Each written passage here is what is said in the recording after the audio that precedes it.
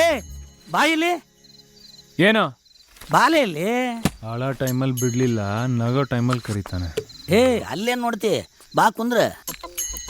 ನಿಮ್ಮಪ್ಪ ನಿಮ್ಮವ್ವ ನಿನಗೆ ಏನಂತ ಹೆಸರಿಟ್ಟಾರಲೇ ತಮ್ಮ? ಯಾಕೆ?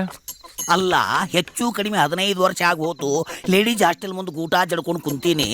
ಇದ ಗೇಟಿನ ಮುಂದೆ ಇಂಥ ಡೈಲಾಗ್ಗಳು ನಿಮ್ಮಂಥ ಗಣಮಕ್ಕಳು ಹೆಣ್ಮಕ್ಳನ್ನ ಭಾಳ ಮಂದಿ ನೋಡಿನಿ. ಇಂಥವ್ರ ಹೆಸರನ್ನ ಗೀಚಿಟ್ಕೊಳ್ಳೋದೊಂದು ಹೊಲಸ ಚಟನ ಐತಮ್ಮ.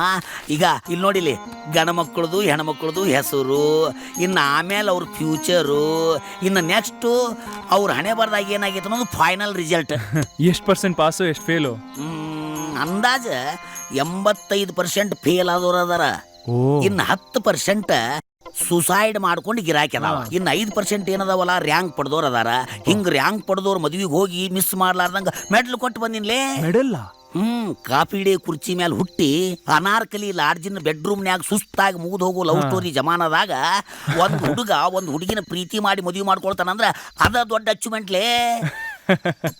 ಅಂತ ಸಾಧನೆ ಮಾಡಿದವ್ರು ಮೆಚ್ಚಿ ಒಂದು ಮೆಡಲ್ ಕೊಡ್ತೀವಿ. ಇನ್ನು ಮದುವೆ ಮಾಡ್ಕೊಂಡು 6 ತಿಂಗಳವರೆಗೂ ಒಬ್ಬರು ಮುಖ ಒಬ್ರು ನೋಡಿ ಸಹಿಸ್ಕೊಂಡಿದ್ರ ಮತ್ತೊಂದು ಮೆಡಲ್ ಕೊಡ್ತೀವಿ.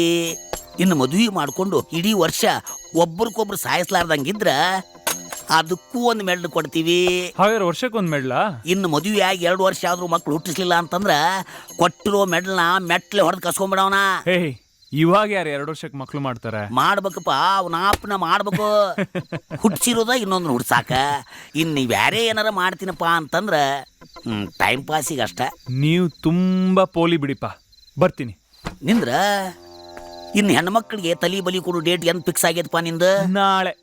ದೀರ್ಘ ಸ್ಮಶಾನ ಅಸ್ತು ಭವ ಪಾಸು ಅಂತ ಈಗಲೇ ಬರ್ಕೊಂಡ್ಬಿಡಿ. ವಿಶಾಲ.